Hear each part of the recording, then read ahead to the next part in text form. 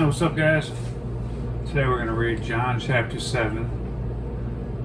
After these things, Jesus walked in Galilee, for he would not walk in Jewry, because the Jews sought to kill him. 2. Now the Jews' feast of tabernacles was at hand. 3. His brethren therefore said unto him, Depart hence, and go into Judea, that thy disciples also may see the works that thou doest. 4. For there is no man that doeth anything in secret, and he himself seeketh to be known openly. If thou do these things, show thyself to the world. 5. For neither did his brethren believe in him, so his family didn't believe in him. 6.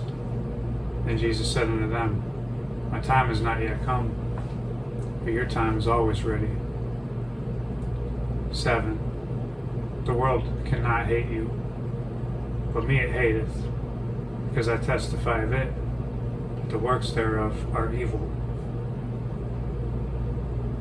Like ignoring people and lying to people and talking bad about people behind their back, judging people that you don't know. Like all these things are wicked. 8. Go ye up unto the feast. I go not up yet unto this feast, for my time is not yet full come. When he had said these words unto them, he abode still in Galilee. 10. But when his brethren were gone up, then went he also up unto the feast, not openly, but as it were in secret. And this has got one of those little P things by that verse, so you're supposed to stop and ponder.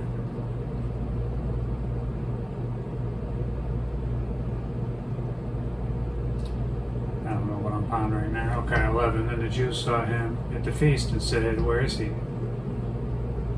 12. And there was much murmuring among the people concerning him.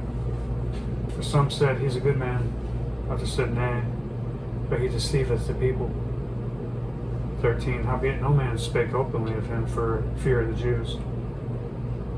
So nobody wanted to take his side and be rejected by all their family and friends, is what that's saying. 14. Now about the midst of the feast, Jesus went up into the temple and taught. And you're supposed to ponder that verse. So in the middle of the feast, this is the Feast of Tabernacles. I think I can't remember how many days that feast is. I don't want to say it sound like an idiot. The Jews marveled, saying, How knoweth this man letters, having never learned? So they're like, how does this guy know so much about the scriptures when he's never been to, temple school or whatever everybody had to go through? Jesus answered them and said, My doctrine is not mine, but his that sent me. If any man will do his will, he shall know of the doctrine, whether it be of God or whether I speak of myself.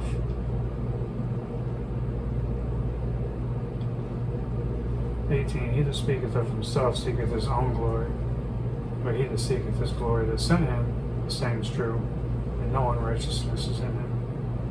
19. Did not Moses give you the law, and yet none of you keepeth the law? Why go ye about to kill me? People answered and said, Because thou hast a devil, who goeth about to kill thee. So they're denying that they want to kill him, but they are telling him that he has a devil. So these are just liars. Jesus answered and said unto them, I have done one work, and ye all marvel. That was verse 21. Verse 22, Moses therefore gave unto you the circumcision, not because it is of Moses, but of the fathers. And ye on the Sabbath day circumcise a man.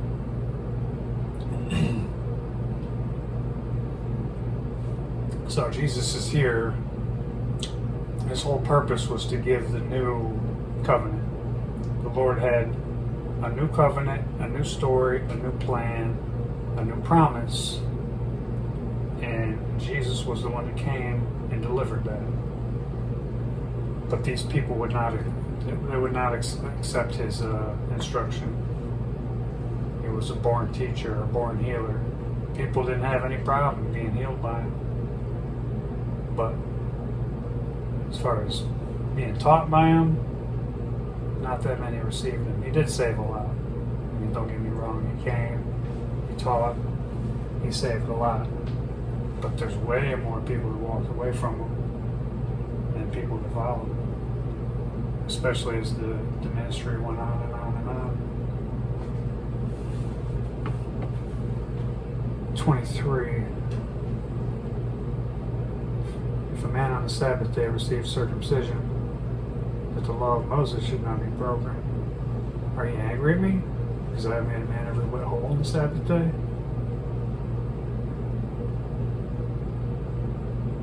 So basically what they were doing was, if your child was born on a Monday, or let's say on a Friday, and it had to be circumcised 8 days later, well 8 days later from Friday is a Sabbath day.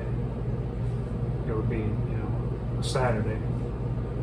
So that would not stop the Jews from doing the circumcision, because it had to be done on the 8th day. These people were very, very strict when it came to time, to numbers, to law. Moving on. 53 verses, I'm only on 24. If you want the fast version of this, you go to Alexander Scorby. And always find the Alexander Scorby one, King James Version one. Don't click on any of those other ones. Judge not according to the appearance, but judge righteous judgment. So John's telling us to judge righteous judgment. Don't judge the outside. He's saying the appearance is the outside. He's saying judge the inside of the person. Because how could you save a man without knowing whether or not he's saved? And how do you know if a man is on your team without first testing him?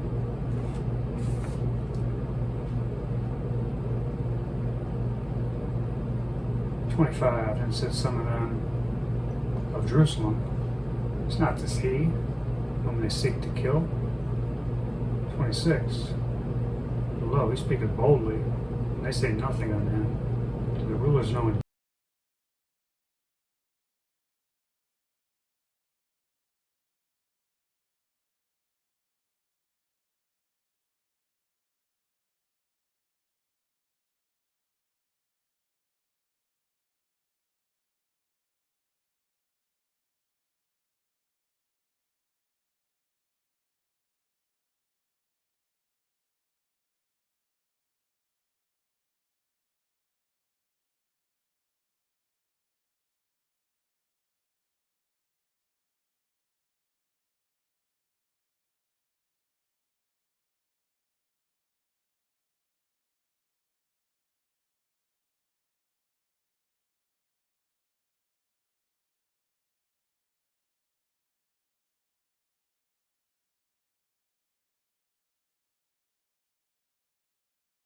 Find out when he get hit by me what's happening. First round knockouts.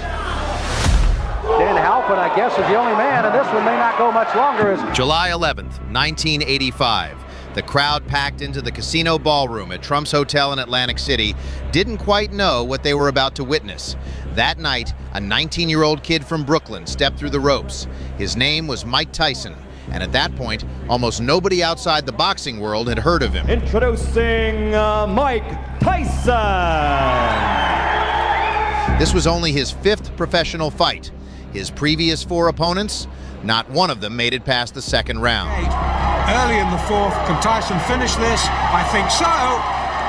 That's enough. Brief pro career hits like a steam hammer. Tyson was sharp, razor sharp. Years under Customato had seen to that. Wait. Oh, the legs have gone.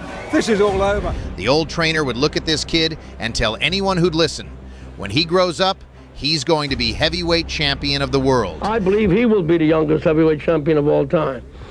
And if he remains dedicated, interested, and without any distractions, I believe that eventually he will go down in history as the greatest heavyweight champion we've ever had.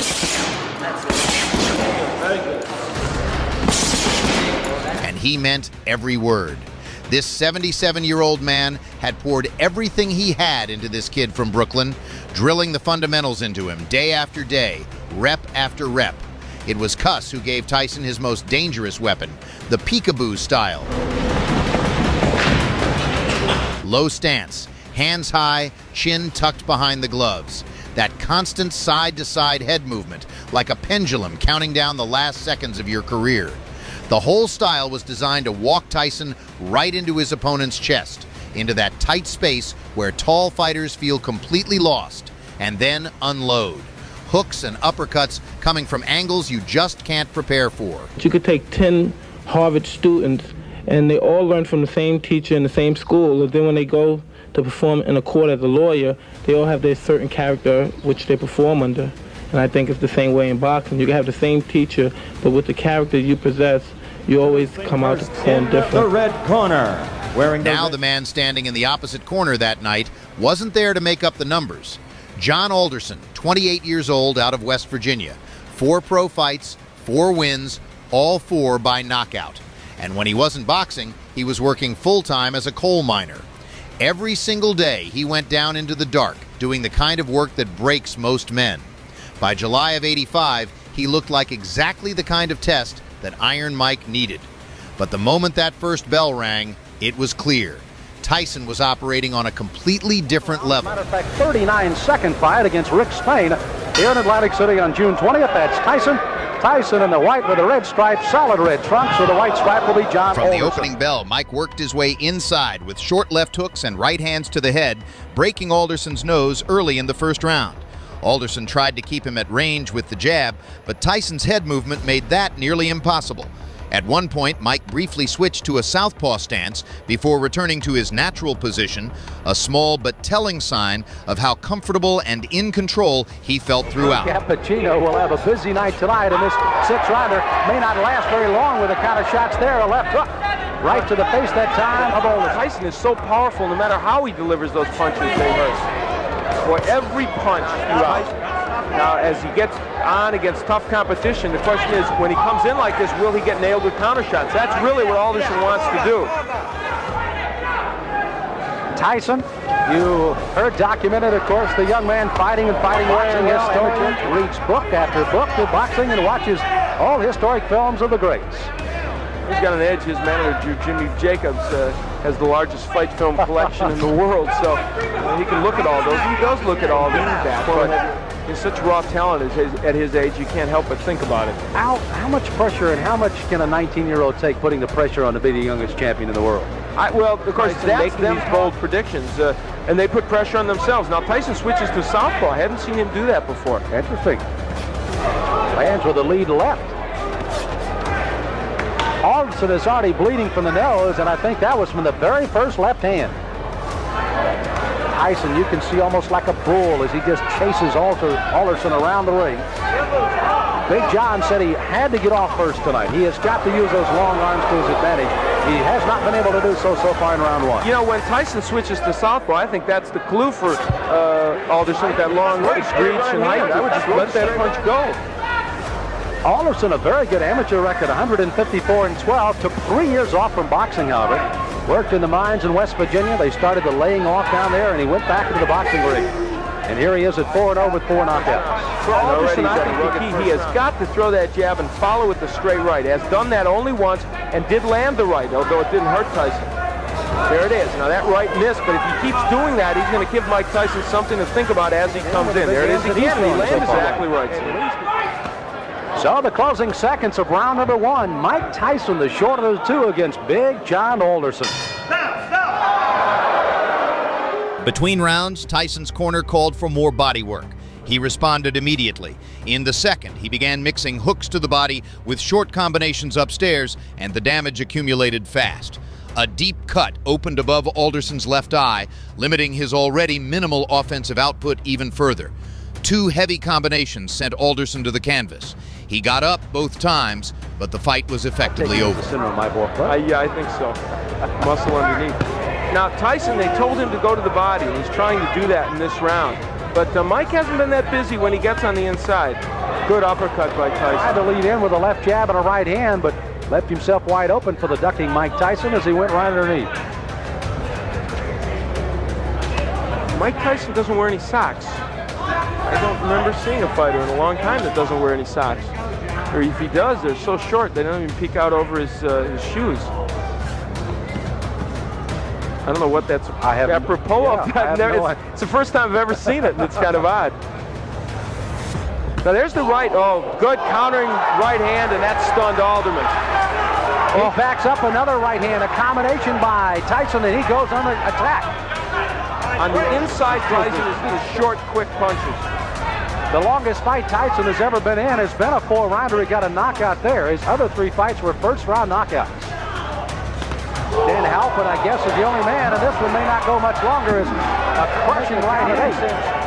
But that cut just on the outside of the left eye starts to ooze some blood now, and Tyson goes right back in on top of it. Tyson trying for his 5th straight knockout. Alderson weary on his feet, ready to go at any time. He's just trying to survive now. He's got to throw something out, though. He's laying in with Tyson. Really, that is a slip, not a knockout. Alderson peeking in over that swelling left eye, and here comes Tyson. Alderson throwing a right hand, no effect. He's almost virtually out of his feet right now, 29 years of age. Again, as I pointed out at the top of the show, that in itself could prove to be some difference in this fight, if nothing else. You know, Tyson looked at Cappuccino a moment ago as if, do you want to stop this? There he goes, right back to work on that left eye as Alderson stays on his feet. Try to gamely throw a right hand as you see the closing moments of the second round here. Alderson down in this round. May survive as he goes down again at the bell. He's got to get up. Now, a fighter cannot be saved by the bell in any round with the exception of the last. So after the second round, Alderson's corner made the decision for him and stopped the contest. The victory was another efficient, clinical performance from Tyson, one that underscored both his tactical discipline and his ability to close a fight once he finds his range. For Alderson, the broken nose and the cut told the story better than the scorecards ever could. Okay.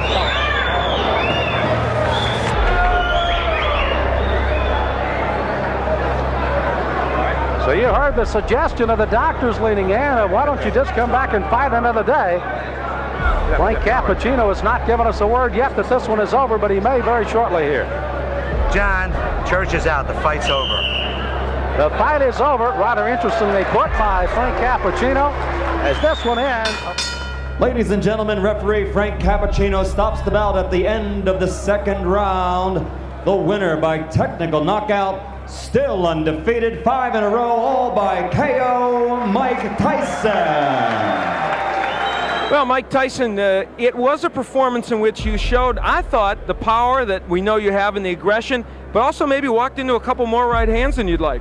Well, the right hands that I walked into wasn't catching me solidly. They were grazing right hands, which I'm very peculiar when the right hand comes. Excellent. The right hands are mostly never effective on catching me because I'm always slipping with them, and I'm on an angle which the points go diagonally forward. Okay, let's take a look at the last knockdown when you sent him down, and you can comment on it for us. Well, it's rolling a little bit in our monitor, but basically you really had a lot of power and you were nailing him with short punches.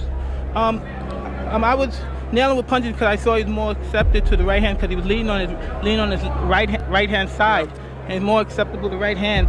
I felt a little funny. I wasn't right. I wasn't Mike Tyson that you saw earlier in the past because of the star buildup. It was a little intimidating. Is all that getting to you a bit? Now, you've placed a lot of pressure on yourself. You and Customato, he's stated flatly he thinks you're going to be the youngest heavyweight champion, the greatest heavyweight champion. What does all that do to your mental frame of mind? Well, I don't look at it that way because deep inside, when I'm not involved with boxing, I'm just a 19-year-old kid. And when I'm in the ring, then that's when I take care of business. Today was more difficult, a rugged performance because of the man's height. And he wasn't there to fight. He was there to try to last. He wasn't there really to fight. Yeah. And he was running, and it made it more difficult because he was only there to survive.